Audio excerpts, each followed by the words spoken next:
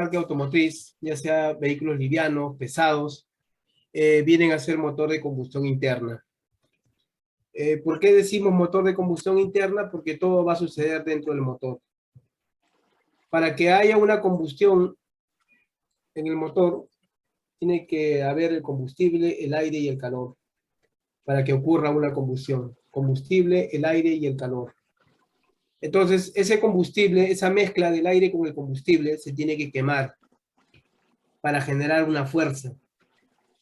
Ahora, la energía calorífica se va a transformar en energía mecánica, o sea, partes metálicas se van a ir moviendo internamente. Y esa quema de combustible y ese movimiento de los metales no lo podemos visualizar, ¿ya? Por eso decimos que es un motor de combustión interna. ¿Por qué? Porque todo va a suceder dentro del motor. Ahora, ¿cómo podemos definir un motor? Un motor es un conjunto de piezas y elementos debidamente sincronizados que transforma en energía mecánica la energía calorífica de los combustibles durante todo el proceso de la combustión. Entonces, un motor es un conjunto de piezas y elementos perfectamente sincronizados que transforma en energía mecánica la energía calorífica de los combustibles durante todo el proceso de la combustión. Combustión quiere decir quema el combustible, ¿no?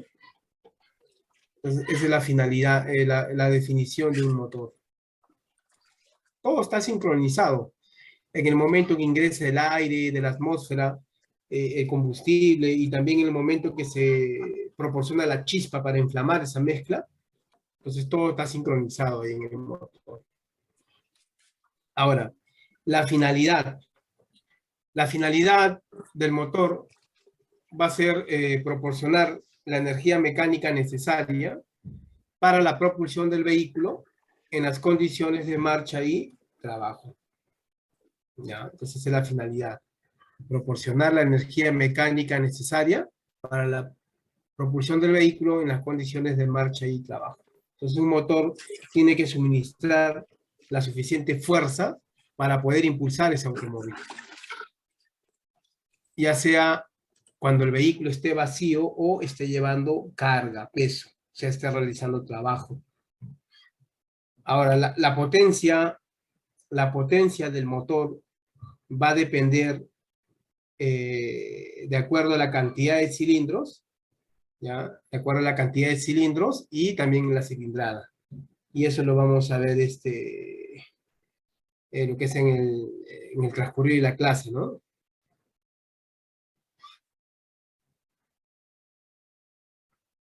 Entonces, repito, la potencia, la fuerza de un motor va a depender de acuerdo a lo que es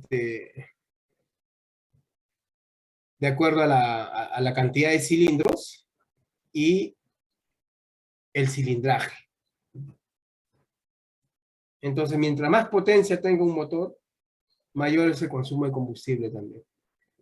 Ya, eso hay que tenerlo claro.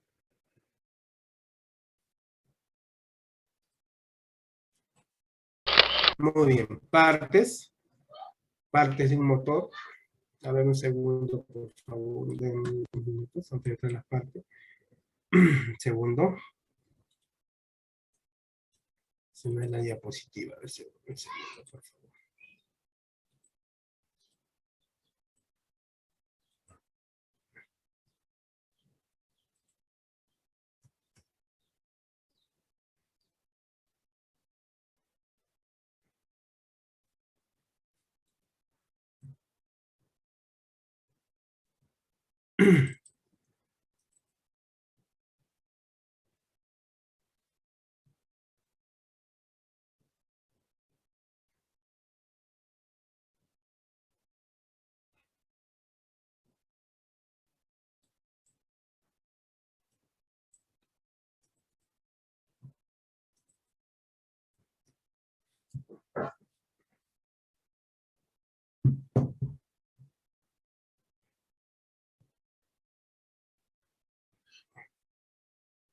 A ver, un motor está conformado por tres partes principales.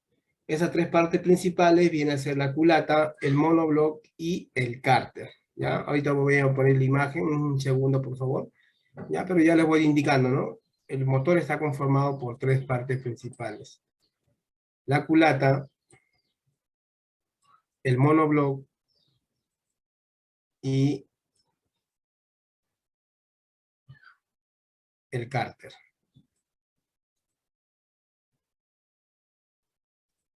Muy bien, ahora sí lo proyecto la imagen.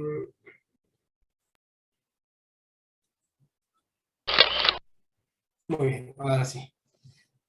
Estas son las tres partes principales que conforman un motor, ¿no? La culata, el monobloc o bloque de cilindros y el cárter. Son tres partes principales.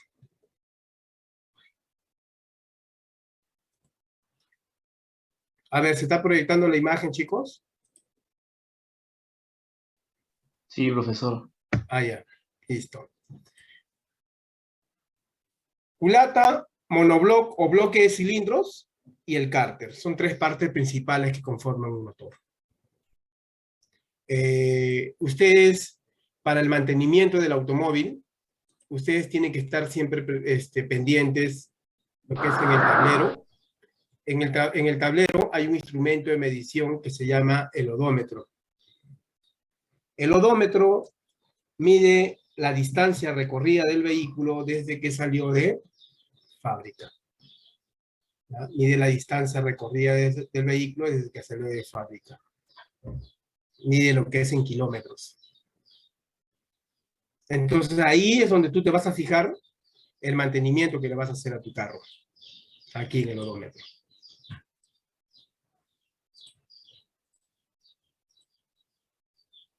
¿Ya? Aquí. Cada kilometraje que se va recorriendo, en el odómetro se va a ir registrando. Y cuando compres un carro de segunda, no te guíes mucho del odómetro también, porque a veces hay inescrupulosos que te quieren vender un carro de segunda, pero el odómetro lo alteran, o sea, le bajan el kilometraje. Ya lo bajan el kilometraje y te quieren vender como un vehículo que no ha recorrido mucho, ¿no? Entonces, siempre cuando vas a comprar un carro de segunda, preferible que vayas con un mecánico para que le dé una revisada, pues ese carro sí está en buenas condiciones. ¿Ya? Entonces no te guíes mucho el odómetro. ¿Por qué? Porque el odómetro es alterable. Le bajan el kilometraje también. Entonces, está el velocímetro, ahí está, ahí abajito el odómetro. Muy bien. ¿Cuál es el odómetro, profe? No veo ahí en las partes. Acá está. Ahí lo estoy mencionando con la flecha del puntero del mouse. Acá. ¿Lo observaste? No escuché porque creo que mi señal está media. Ya, ahí donde está el velocímetro, ahí más Ya, abajito, hay un instrumento de medición que se llama el odómetro. ¿Estás viendo la odómetro. imagen ahorita? Sí, sí la veo. Ya, ahí le he resaltado con el plumón rojo. Ya, ese es el odómetro. Ya, Entonces, ok. va a medir la distancia recorrida del vehículo desde que salió de fábrica. Cada kilometraje que se va recorriendo, ahí se va a ir registrando. Ah, y eso Entonces, queda claro, eso queda grabado ahí, porque cada kilometraje que tú hagas, ahí se va grabado ya. registrando. Ujú. Entonces, ahí ustedes tienen que ver lo que es el mantenimiento que van a hacer a su vehículo. Les comentaba que el motor está conformado por tres partes principales: la culata, el monobloc y el cárter. El cárter está en la parte inferior del motor, en la parte de abajo. Ahí es donde se almacena el aceite lubricante del motor. Ojo, el motor cuando está quemando combustible genera una fuerza. Partes metálicas se van a ir moviendo internamente en el motor. Y para que no haya fricción entre esos metales, el aceite que está en el cárter va a ser enviado por medio de una bomba de aceite. Esa bomba de aceite está acá dentro del cárter también. Entonces, cuando tú prendes el motor, esa bomba se va a encargar de enviar el aceite a todas las piezas metálicas del motor que están en constante movimiento. ¿Ya? Y ese aceite del cárter debes cambiarlo cada 5.000 kilómetros de recorrido. ¿Ya? Cada 5.000 kilómetros de recorrido hay que hacer el cambio de aceite del motor. Entonces, si en tu odómetro el primer cambio de aceite lo hiciste a los 5000, el segundo cambio, ¿a los cuántos kilómetros lo harás?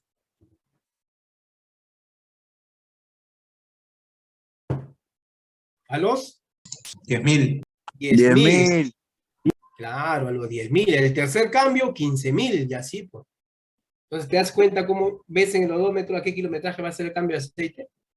Entonces, los mantenimientos que tú vas a hacer en tu carro, ahí tienes que estar chequeando ahí en el odómetro. Y además, cuando tú cambias el aceite, el mecánico te va a poner un sticker. Cuando tú abres la puerta, a un costadito de la puerta te lo pone el sticker. El kilometraje en que hiciste el cambio de aceite y el kilometraje que tienes que volver. Ahí te pone. O la fecha en que hiciste el cambio de aceite y la fecha que tienes que volver, ¿no? Ahora, cuando un vehículo es nuevo, una recomendación, cuando un vehículo es nuevo, se recomienda que los primeros 1000 kilómetros no le des más de 80 kilómetros por hora hasta que asiente el motor. Ya, repito. Cuando un motor es nuevo, los primeros 1000 kilómetros no se le debe dar más de 80 kilómetros por hora hasta que asiente el motor. Después ya lo puedes correr, ya no hay ningún problema. Pero los primeros 1000 hay que asentar primero el motor. O sea, no debe dar más de 80 kilómetros por hora. Y cuando llegues a los 1000, si es posible, cámbiale el aceite también. Cámbiale el aceite. O sea, ese es el primer mantenimiento que se le hace a un vehículo cuando es nuevo. No le des más de 80 kilómetros por hora, ¿no? Los primeros 1000 kilómetros, cuando llegas a los 1000, cambia el aceite ahí nomás. Después, lo normal, cada 5000 le vas haciendo su cambio de aceite. Entonces, esa es la recomendación que se hace cuando el motor es nuevo. Otra cosa, cuando tú vas a sacar tu carro en las mañanas, más que nada en las mañanas, préndelo y déjalo prendido si quieres unos 3 minutos, si quieres. Sin acelerarlo, o sea, prende el motor, ¿no? La palanca que esté en neutro. Si es mecánico, ¿no? Si es automático, lo arrancas en parqueo. Y ahí déjalo, unos 3 minutitos si quieres. Entonces, en esos 3 minutos que tú lo estás dejando, la bomba de aceite que está aquí en el cárter va a comenzar a enviar aceite a los metales. Entonces hay que darle un poco de tiempo a la bomba, ¿no? Para que envíe aceite a los metales. Luego recién te pones a manejar. Unos 3 minutitos siquiera. Hay algunos que dicen ya no, con los carros modernos ya no se necesita ya. Pero siempre es bueno dejarle unos minutitos siquiera. Y eso te recomienda, por ejemplo, Volvo, Scania, las grandes marcas de vehículos, te recomienda, si quieres unos minutitos hay que dejarlo prendido, para que la bomba de aceite envíe aceite a los metales y ahí recién puedas manejar. Si quieres unos 3 minutos, déjalo. Más que nada en las mañanas. Porque estar parado largas horas, la ley de la gravedad, bueno, todo lo que sube, todo el aceite que ha estado circulando va a bajar hasta el cárter, pues, ¿no? Entonces, por eso siempre es bueno dejarlo, lo prendes un ratito y de ahí recién lo manejas el carro.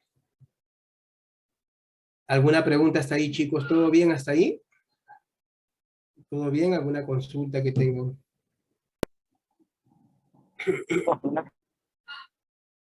¿Sí? ¿Hola? ¿Hasta cuánto se puede dejar de cambiar la actitud hasta que el motor no tenga problema? No te escucho muy bien. ¿Hola? Usted nos dice que a partir de los 5.000 kilómetros se tiene que hacer cada 5.000. Cada 5000 por el cambio de aceite.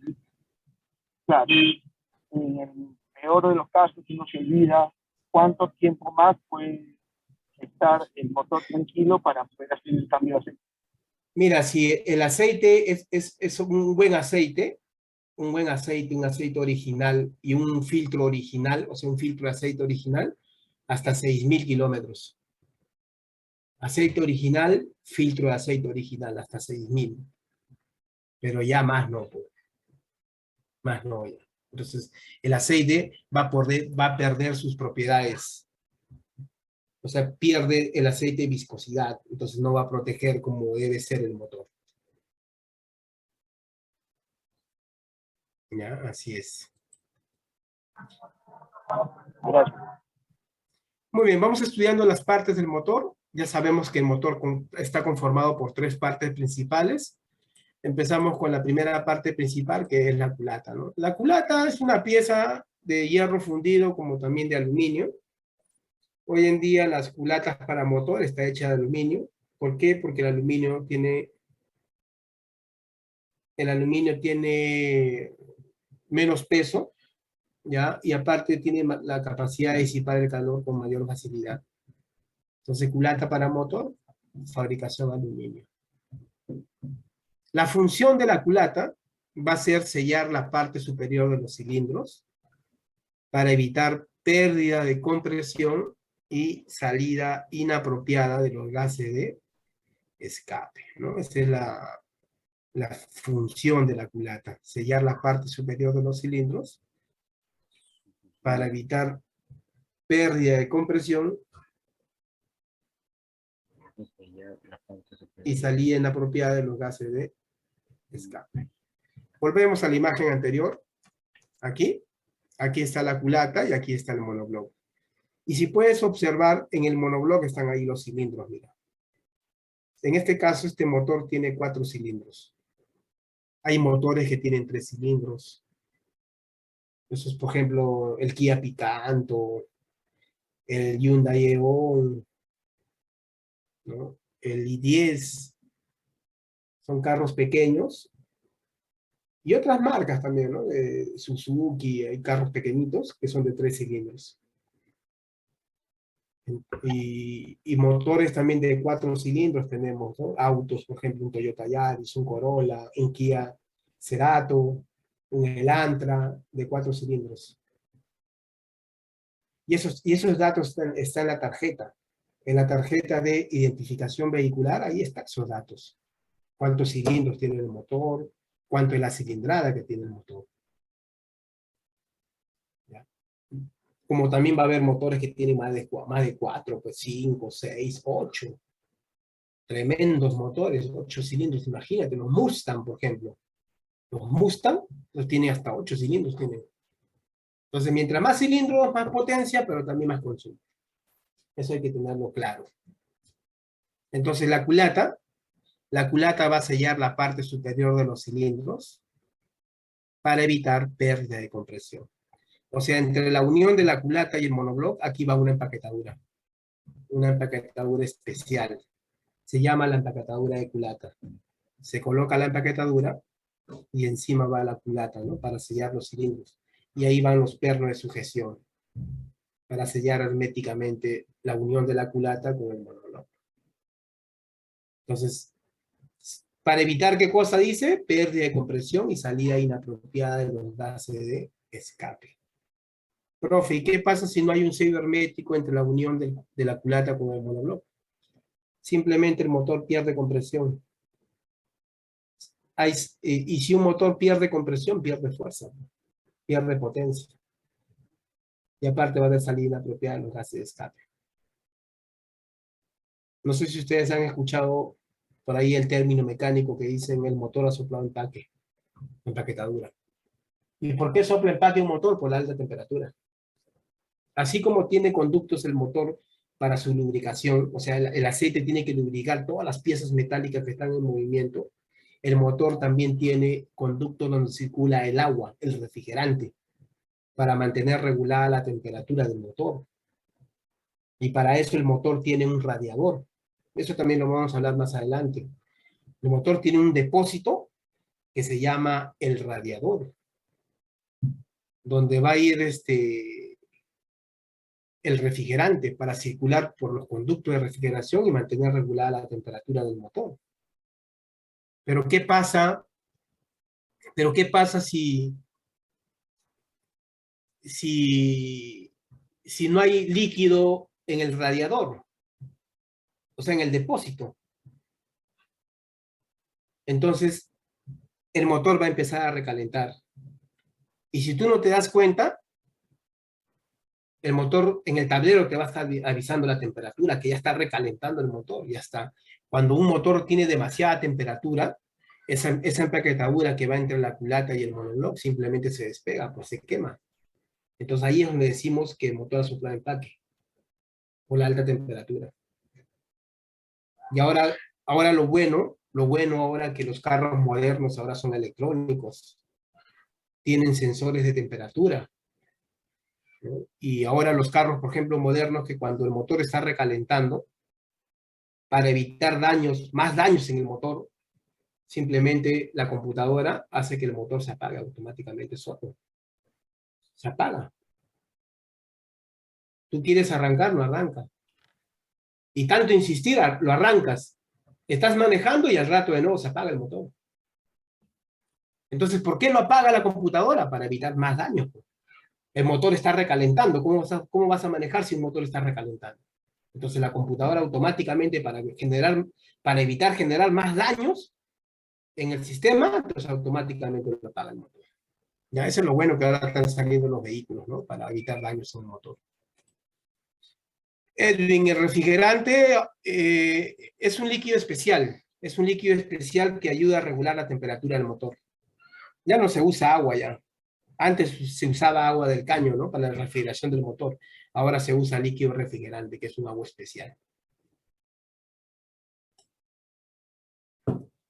Así es. Entonces, si falla la lubricación, malogramos el motor. Falla la refrigeración, también puedes generar daños en el motor. O sea, tanto la lubricación como la refrigeración lo van de la mano. Y eso lo vamos a hablar más adelante también, ¿no? Muy bien. Entonces, la función de la culata va a ser sellar la parte superior de los cilindros para evitar pérdida de compresión y salida inapropiada de los gases de escape. En la culata hay una serie de componentes que van. Tenemos, por ejemplo, las válvulas que van en la culata. Hay dos tipos de válvulas. La válvula de admisión y la válvula de escape. La válvula de admisión, cuando se abre, permite el ingreso de la mezcla del aire con el combustible. ¿Ya? La válvula de admisión, cuando se abre, permite el ingreso de la mezcla del aire con el combustible. Una vez que esa mezcla ingresa al interior del motor, esa mezcla se tiene que quemar para generar una fuerza. Se quema la mezcla, se genera una fuerza, o sea, la energía calorífica se transforma en energía mecánica. Ahora, ese gas, producto de la combustión, tiene que expulsarse. Para eso está la válvula de escape. La válvula de escape se abre y por ahí se expulsan los gases de la combustión hacia el exterior. Y ese gas que sale por el tubo de escape está saliendo por la válvula de escape. Pues. Y ese gas que sale por el tubo de escape en la fotosíntesis de la planta se va a transformar en oxígeno. Ese es el procedimiento, el proceso. O sea, todo está sincronizado en el momento que se abren y se cierran las válvulas, ya sea de admisión y escape. Ahora, ¿cómo diferenciamos cuál es válvula de admisión y cuál es válvula de escape, profesor? Fácil, por el diámetro de la cabeza. La válvula de escape, el diámetro es menor que la de admisión. La cabeza, la válvula de admisión, siempre es más grande que la de escape. Así es como se diferencia, ¿no? ¿Cuál es admisión y cuál es escape? Por el diámetro de la cabeza. Admisión, la cabeza es más grande. Escape, menor diámetro tiene.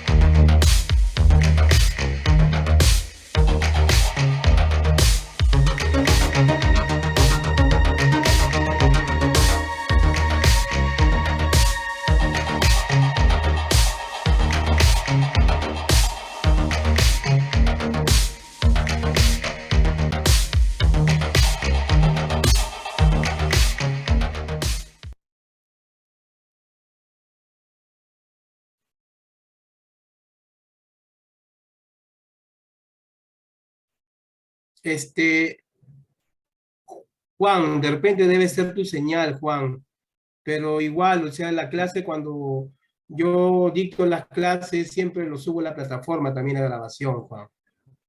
¿Ya? Entonces, de repente algunas cosas que te estás perdiendo la imagen, en la grabación ahí ya lo vas a ver también, porque yo lo voy a subir en lo que es en la plataforma virtual. ¿Ya? Por ejemplo, las clases anteriores ya lo subí a la plataforma virtual, ¿ya? Ahí lo pueden ver también, las anteriores grabaciones. Muy bien, siguiente componente, la bujía. La bujía proporciona la chispa para encender la mezcla del aire con la gasolina. ¿Ya? Entonces, el que se encarga de inflamar la mezcla del aire con la gasolina es la bujía en un motor gasolinero. Ese es el que va a proporcionar la chispa para que se encienda, mira, la mezcla del aire con la gasolina. Entonces, profesor, si un motor es de 4 cilindros, va a tener 4 bujías, efectivamente. Cada cilindro va a tener una bujía, el que se va a encargar de inflamar esa mezcla del aire con la gasolina. ¿Ya? Entonces, repito, si es un motor de 4 cilindros, va a tener 4 bujías. Ahora, yo les pregunto, ¿qué pasa si es un motor de 4 cilindros? ¿Ya? Ojo, es un motor de 4 cilindros. ¿Y qué pasa si a uno de los cilindros no llega la corriente eléctrica? No llega la corriente eléctrica para que salte la chispa en la bujía, para que inflame la mezcla. ¿Qué va a suceder? ¿Mm? Claro. Muy bien, William. Va a cascabelear. ¿Ya? Entonces, cuando no llega a una de las bujías, la chispa, ¿no? La corriente eléctrica para que salte una chispa poderosa y pueda inflamar la mezcla, el motor empieza a trabajar con 3 cilindros. ¿Ya? Ojo, el motor sigue funcionando, pero ya comienza a trabajar con 3 cilindros. Uno no está trabajando porque no está llegando la chispa para la bujía. Entonces, ¿qué va a pasar? Vas a sentir en el carro, en el motor, vibración. Los pistones, estos pistones que se mueven dentro de los cilindros debido a la quema del combustible, pistonean, cascabelean. Entonces, al pistonear, al cascabelear, entonces se siente vibración en el motor. Entonces, el motor no está trabajando bien. Entonces, el problema ahí sería el sistema de encendido. Puede ser de repente los cables de alta tensión, ¿ya? De alta tensión, que de repente uno de los cables está roto, porque internamente esos cables vienen revestidos de grafito, y de repente por ahí él se ha roto y no está pasando la corriente, pues. Entonces el problema ya es sistema de encendido. Ahí el mecánico tiene que descartar ahí los cables de alta tensión, o de repente también puede ser la bobina también, la bobina de encendido. Entonces ya ahí el problema es sistema de encendido. ¿Ya, chicos? Entonces, fundamental, para el buen funcionamiento del motor, es fundamental lo que es la bujía también. El afinamiento de un motor gasolinero, lo normal que se hace es cada 10.000 kilómetros de recorrido. ¿Ya? El afinamiento de un motor, lo normal es cada 10.000 kilómetros de recorrido. En un motor gasolinero. En un motor petrolero, 5.000. Los motores con sistema dual, o sea, gas y gasolina, 5.000 también por el gas. Su afinamiento a los 5.000. Pero si es gasolina pura, lo normal a los 10.000 se hace. En un afinamiento, se cambia aceite, filtros, filtro de aire, filtro de combustible, se revisan las bujías, ¿ya? Se revisa la bujía. Si la bujía está en buen estado, lo sigues usando, depende de una limpieza, ¿no? Y sigue operando. Ahora, la Toyota, por ejemplo, la Toyota recomienda a cada 10.000 hacer cambio de bujías. La Toyota. cada 10.000 cambio de bujía. Pero también, ojo, hay bujías que se cambian a los 20.000, 30.000, según las especificaciones del fabricante. Entonces, eso ya tu mecánico, ¿no? Tu mecánico de confianza, ahí lo va a determinar, ¿no? Pero cada 10.000 hay que estar revisando las bujías. De repente solamente es limpiarla nada más, limpiarla y calibrarla. Aquí, entre la bujía, entre lo que es el electrodo central, acá hay una luz, mira, acá hay un arco. Y acá tiene que calibrarse también, pues. Tiene que calibrarse. Tiene que haber una tolerancia. No puede estar muy cerrado esto también. Si no, no va a haber un buen arco eléctrico. Entonces ya el mecánico a los 10.000 kilómetros también tiene que ver eso. De repente falta una limpieza y calibrar nada más y sigue trabajando la bujía. O ya está para cambio y entonces te va a indicar que hay que cambiarlo. La Toyota a los 10.000 no me recomienda cambio de bujías. Pero hay otras marcas de bujías que se cambian a los 20.000, 30.000, según las especificaciones del fabricante.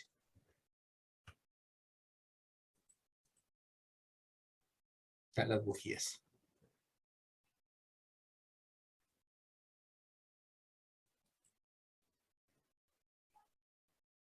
Bujías. Las bujías generan una chispa eléctrica a alta presión para iniciar la combustión dentro del motor.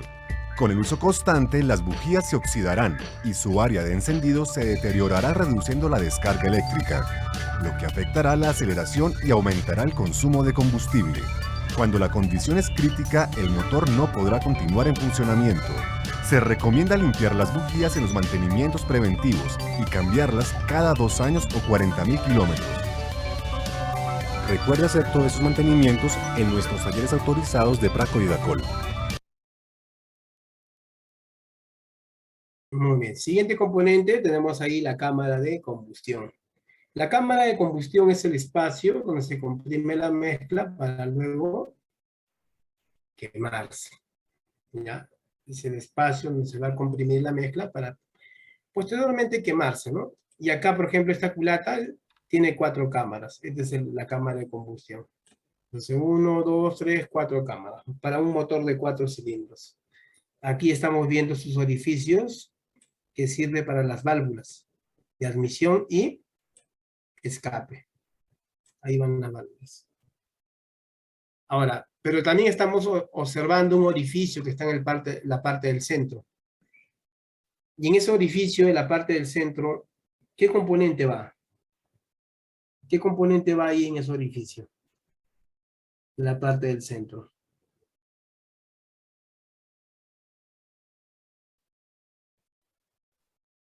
¿Mm? Ahí va la bujía. ¿Ya? Ahí va la bujía. 1, 2, 3, 4. Motor de 4 cilindros, ¿no? Una bujía para cada cilindro. Así es. Entonces esta culata es para un motor de 4 cilindros.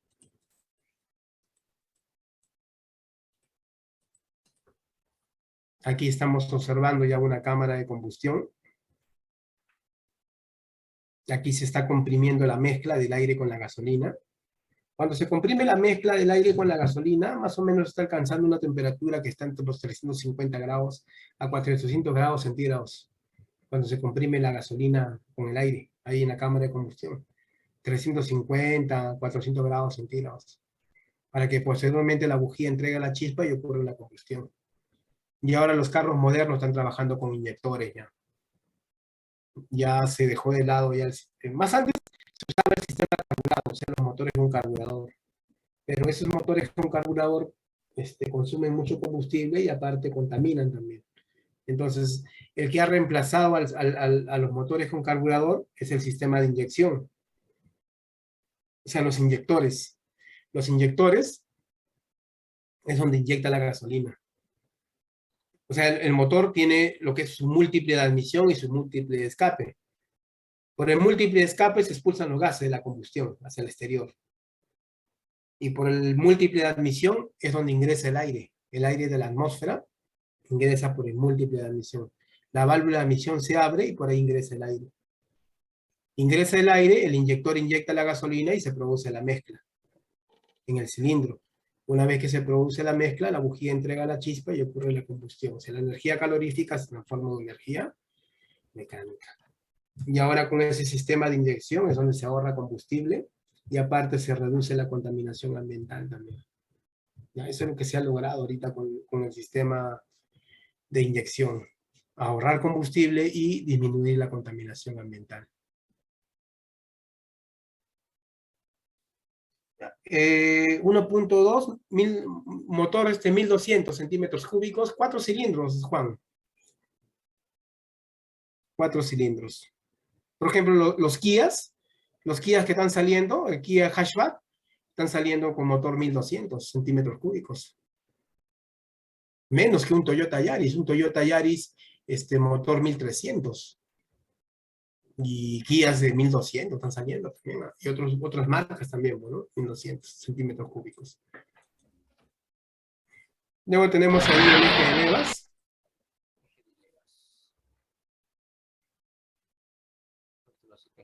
El eje de levas es la parte básica del motor y se encarga de abrir y cerrar las válvulas, ya sea la válvula de admisión y escape.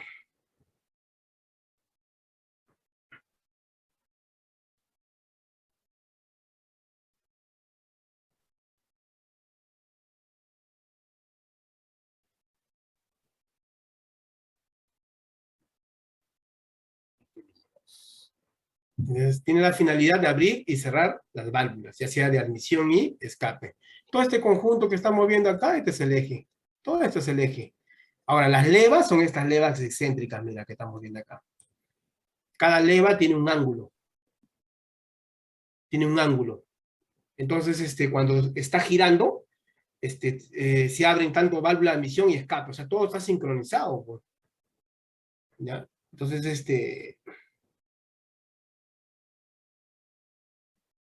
abre y cierra las válvulas, ya sea de admisión y escape. Y eso también está en la culata.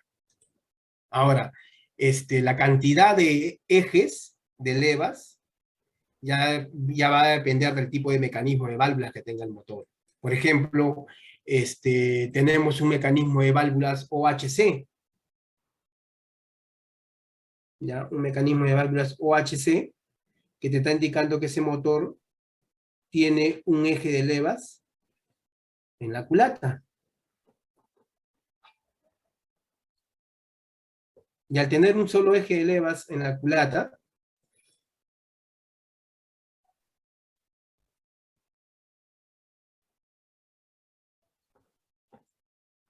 está indicando que tiene un solo eje de levas. Y eso está en la ficha técnica del carro. En la ficha técnica del carro, ahí está. ¿Qué mecanismo de válvulas tiene? Entonces, si tiene un eje de levas, por cada cilindro tiene 2 válvulas. Una de admisión y una de escape. Si es de 4 cilindros, va a tener 8 válvulas. 4 de admisión y 4 de escape. ¿Mm?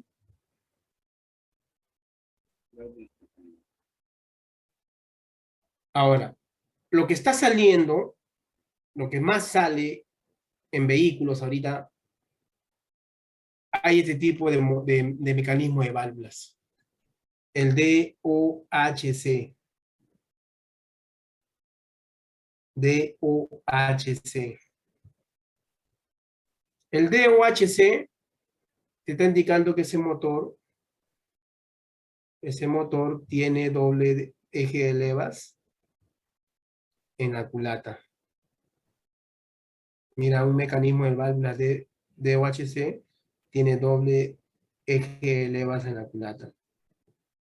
Y al tener doble eje de levas, por cada cilindro tiene 4 válvulas. 2 de admisión y 2 de escape. Si es un motor de 4 cilindros, va a tener un total de 16 válvulas. 8 de admisión y 8 de escape.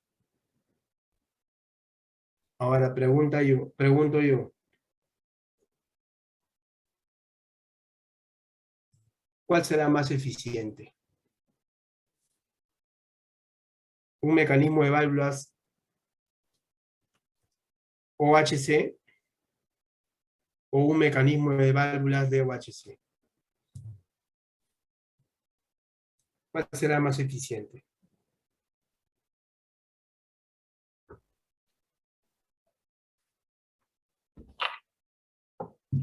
Por ahí me escriben, me dicen el DOHC, claro. El DOHC, mira, por cada cilindro tiene 4 válvulas. 2 de admisión, 2 de escape. Entonces ese motor va a ser más eficiente, va a tener más potencia. Mejor revoluciones. Profe, pero mayor consumo, ¿no? Porque esos sistemas están saliendo con sistemas de inyección. Y ahora la mayoría de carros están saliendo así, con mecanismos de válvulas DOHC. Ahora, hay algunas camionetas que también he visto que tienen sistema multiválvulas. No todas, algunas. 5 válvulas por cilindro. 3 de admisión y 2 de escape. ¿Ya? Pero eso no es muy común. O sea, hay, ¿no? Pero sistema multiválvulas, 5 válvulas por cilindro, 3 de admisión y 2 de escape. Pero lo que más hay en el mercado hay el DOHC. ¿Ya? El DOHC. Entonces hay que saber también leer la ficha técnica, ¿no? del carro. ¿Qué es lo que tiene? ¿Cuántos ejes de leva lleva en la culata? Ya, eso.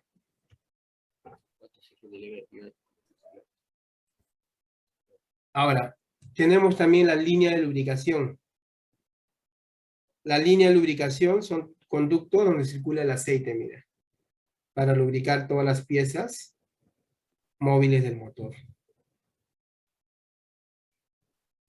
Ese color amarillo que ves es donde está circulando el aceite, lubricando todas las piezas metálicas del motor. Por eso, chicos, es fundamental también, saber qué grado de viscosidad de aceite usa tu motor.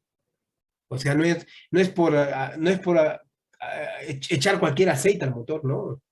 Cada motor viene con su especificación, ¿no? ¿Qué tipo de aceite va a usar? Por ejemplo, para un motor nuevo, un aceite, por ejemplo, SAE 5W30 para un motor nuevo. Y eso viene en la ficha, o sea, en el manual del vehículo, ahí viene qué grado de viscosidad de aceite va a usar el motor. O también donde está el motor en la tapa. En la tapa del motor, acá también puede venir grabado el grado de viscosidad de aceite que usa. Entonces, supongamos que este motor use un aceite 5W30. ¿Ya? Pero en el cambio de aceite, le echaron un 20-50. Entonces, un 5W30 es un aceite delgado. Pero si tú le echas un 20-50, es un aceite más grueso. ¿Ya? Un ejemplo. Entonces, yo te pregunto, ese aceite grueso que le has echado al motor, ¿circulará bien por esos conductos? ¿Circulará correctamente por estos conductos de lubricación? ¿No? Entonces ahí vas a tener problemas también. Entonces, chicos, no es por echar cualquier aceite. ¿Ya? Hay que saber qué grado de viscosidad usa tu motor. ¿Ya? Ahora, por ejemplo, hay vehículos que tienen recorridazos. 500.000, 600.000 kilómetros de recorrido ya. Y esos aceites utilizan, esos motores, esos vehículos, ya su motor utiliza un aceite de alto kilometraje. Hay aceites ya de alto kilometraje también. Entonces, y ellos el aceite lo están cambiando a la mitad nomás. O sea, de los 5.000 kilómetros a la mitad nomás lo están cambiando. O sea, los 2.500 kilómetros nomás están cambiando. Pero como les decía, esos motores ya son recorridos, pues 500.000, 600.000. Usan aceites de alto kilometraje y se cambia a los 1.500 kilómetros. Pero si tu carro no es recorrido, o sea, lo normal a los 5.000 se cambia su aceite. ¿Ya? Entonces es fundamental saber lo que es el grado de viscosidad de aceite que usa tu motor. Luego tenemos aquí las chaquetas de agua. Las chaquetas de agua vienen a ser conductos donde va a circular el refrigerante para mantener regulada la temperatura del motor. ¿Dónde se está generando mayor calor? Se está generando mayor calor en la cámara de combustión, acá, en la cámara y en los cilindros. Ahí se genera mayor calor. Entonces, tanto la cámara de combustión como los cilindros tienen estos conductos, miren. Estos conductos de refrigeración vienen a ser las chaquetas de agua. Por ahí circula el refrigerante, ¿ya? Para mantener regulada la temperatura del motor. Es por eso que cuando se une la culata con el monobloc, acaba una empaquetadura. Esta es la empaquetadura de culata. Se coloca la empaquetadura y encima va la culata. Y los pernos de sujeción para sellar herméticamente esa unión. Ahora, si el motor sopla empaque por la alta temperatura, el motor va a perder conversión.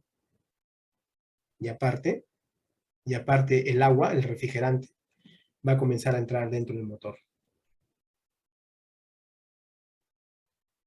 Y esa agua que entra va a llegar hasta el aceite. Y cuando el aceite se contamina con el agua, el aceite se hace como leche. Lechoso se hace el aceite. Entonces malogras. Entonces cuidado ahí. Entonces tanto la línea de lubricación donde circula el aceite como chaquetas de agua, donde circula el refrigerante para mantener regulada la temperatura, tienen conductos diferentes, ¿no? Tú sabes que el agua y el aceite no se pueden juntar. Son conductos diferentes.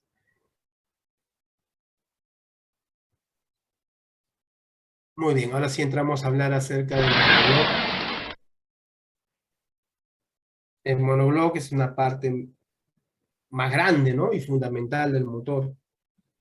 Está construido de aleaciones especiales, estamos hablando de hierro fundido, que le va a permitir soportar fricción y calor producido por la explosión. En él se encuentran alojados los cilindros, los pistones, bielas, cigüeñal, etc.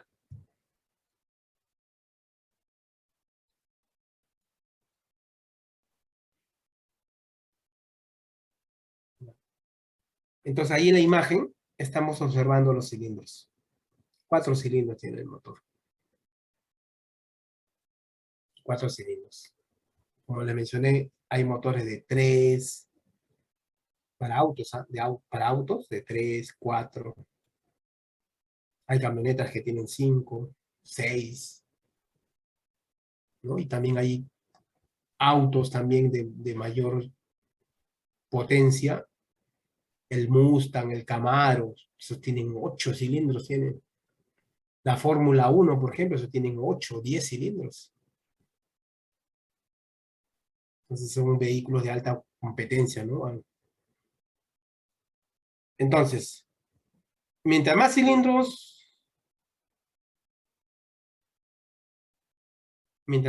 que tenga el motor, más potencia, pero también más consumo de combustible. Eso hay que tenerlo claro. Entonces, ¿qué son los cilindros? Los cilindros es el recinto donde se desplaza un pistón. Acá están los pistones.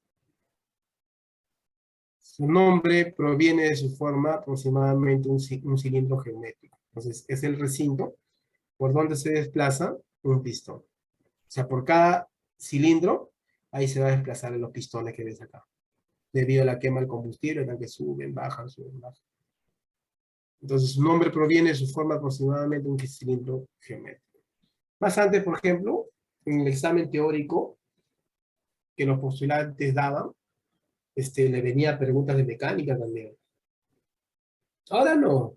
Ahora eso ha cambiado ya. Ahora es puro reglamento nada más. Pero una de las preguntas que le hacían a los postulantes, era,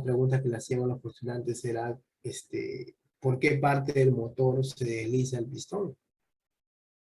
Entonces, este pistón, ¿por qué parte del motor se desliza? Por los cilindros, ¿no? Por los cilindros. ¿En qué parte del motor se encuentran los cilindros? En el monobloc. En el monobloc se encuentran los cilindros. Así le preguntaban, ¿no? ¿Por qué parte del motor se desliza el pistón? Por los cilindros. ¿En qué parte del motor se encuentran los cilindros? En el monobloc. ¿Ya? Entonces no te Monobloc. asustes, solo reglamentos no te van a interesar. Ahora, hay que saber también qué es la cilindrada. La cilindrada es el volumen ocupado en el cilindro entre su punto muerto superior y el punto muerto inferior. Mira, volumen ocupado en el cilindro entre su punto muerto superior y su punto muerto inferior. El pistón, cuando hace su recorrido, o sea, su carrera dentro del cilindro, de subir y bajar, cuando el pistón llega a su punto máximo y ya no puede subir más, el pistón tiende a bajar. Y ese punto máximo que llega al pistón se dice que está en el punto muerto superior. Llegó a su punto máximo ya, punto muerto superior, ya no puede subir más el pistón, entonces tiende a bajar. Y cuando baja, llega a su punto más bajo. Y ese punto más bajo se llama punto muerto inferior. Y en ese espacio del punto muerto superior, ¿no? Y el punto muerto inferior, ahí es donde entra la mezcla, pues, del aire con el combustible. Y eso se mide lo que es en volumen. ¿Ya? De ahí sale lo que es a la cilindrada. Entonces, acá estamos viendo un ejemplo, ¿no? Un motor de 2000 centímetros cúbicos, o motor 2.0 litros. Entonces, si es un motor de 2000 centímetros cúbicos, en cada cilindro tiene la capacidad, ¿no?, de albergar 500 centímetros cúbicos de mezcla. Sumamos el volumen total, nos va a dar 2000 centímetros cúbicos, que es la cilindrada, ¿no?, de ese motor. Profe, si es un motor 1600, en cada cilindro la capacidad va a ser de 400 centímetros cúbicos. Sumamos el volumen total, te va a dar 1600 centímetros cúbicos. Ahora, ¿cuál será más potente? Un motor de 4 cilindros, ojo, un motor de 4 cilindros, 2000 centímetros cúbicos, o un motor de 4 cilindros, 1600. ¿Cuál será más potente? ¿El de 4 cilindros de 2000 centímetros cúbicos o el de 4 cilindros 1600? El de 2000. El de 2000. ¿Por qué? Porque se sobreentiende que el diámetro del cilindro tiene mayor capacidad. ¿Ya? El diámetro del cilindro tiene mayor capacidad. Y al tener mayor capacidad, mayor diámetro, entra más mezcla. Entonces tiene más potencia, pero también más consumo también. Entonces, mientras más cilindraje que tenga tu carro, más potencia, más pique va a tener. Pero te va a consumir un poquito más de combustible. Entonces, cuando tú adquieras tu carrito, tú quieras sacarte un carro, tú tienes que sacar tu carro de acuerdo al uso que le vas a dar. Por ejemplo, tú quieres un carrito para usarlo para tu trabajo, para movilizarte, ¿no? Y aparte también quieres viajar, ¿no? Quieres viajar, no sé, a cualquier parte del Perú quieres viajar. De repente Huancayo, de repente Cajamarca, qué sé yo, ¿no? Entonces, lo que yo te recomendaría es que saques un carrito de 4 cilindros, cilindraje que esté entre 1400 a 1600, en ese rango, ¿no? Porque hay motores que son de algo de 1450, motores de 1600, en ese rango. Yo te recomendaría, para que no tengas problemas. ¿Por qué te digo esto? Porque mira, yo tengo un Toyota Yaris, ¿ya? Un Toyota Yaris del año 2012, ¿ya? y es motor 1300. Es recontra económico. ¿Ya? Es recontra económico. Motor chico, pues, de 4 cilindros, 1300. Es económico. ¿Ya? He viajado me he ido a Chiclayo, Trujillo, diferentes zonas. Tranquilo, normal. Porque es plano, pues, es plano.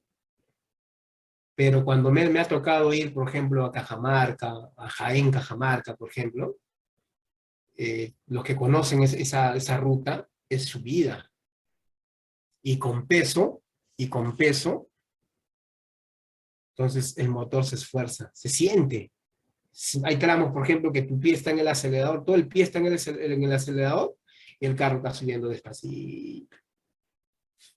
Ujú. Entonces el motor sufre también. Y puede también recalentar, y si recalienta, tienes que salir un costado de la vía y parar, ¿no? Y parar. Pero igual, o sea, me ha respondido, he llegado a mi destino sin parar, ¿ah? Pero se siente, pues, se siente que el carro sufre para las subidas con peso, sufre el carro. Por ahí también me preguntaba, por ahí me preguntaba Juan Bustios, es cierto que ese motor 2200, es cierto que recalienta, es que, Juan, depende, pues, dónde lo metas el carro, pues, si estás yendo, por ejemplo, en la carretera para Cajamarca, subida, pues, y con peso, entonces el motor también se esfuerza demasiado y recalienta, pues. Por eso le recomendaba un motor de 1400 a 1600, pues, ¿no? Más tranquilo, para un motor un poquito más grandecito, para que no pueda esforzarse demasiado el motor y recaliente también. No, si haces un Uber, normal, pues si estás manejando en ciudad no hay ningún problema. El problema es cuando sales afuera. El problema es cuando sales a manejar afuera. Y enfrente subidas, pendientes, pues, ¿no? Por ejemplo, por Ticlio, también la carretera central Ticlio, hay tramos donde es subida, ¿no? Ahora, si tú quieres economía, un motor 1200 centímetros cúbicos, 1300, son recontra económicos. ¿Quieres más economía? Sácate un carro de 3 cilindros, pues. De 3 cilindros, sácate un carro. Esos tienen cilindrada, 1000 centímetros cúbicos, 900 centímetros cúbicos, recontra económicos. ¿Ya? Pero para viajar a sitios extremos, ¿no? Donde hay subida con pasajeros, sufre ese carro, no te sirve mucho. Zona plana sí, normal, te puedes ir a Chiclayo, Trujillo, es plano, pues, ¿no? Pues zonas planas normal, pero cuando ya enfrentes subidas, pendientes, con peso, ahí es donde el carro sufre demasiado. Hasta va a recalentar el carro, ¿no? Y tienes que salir un costado para evitar generar más daño, ¿no? Parar y apagar el motor y esperar que se baje la temperatura, ¿no? Si no vas a generar más daños. Pues ahí ya vas a tener problemas. Entonces, ¿alguna pregunta? ¿Alguna pregunta, chicos? ¿Está ahí todo bien?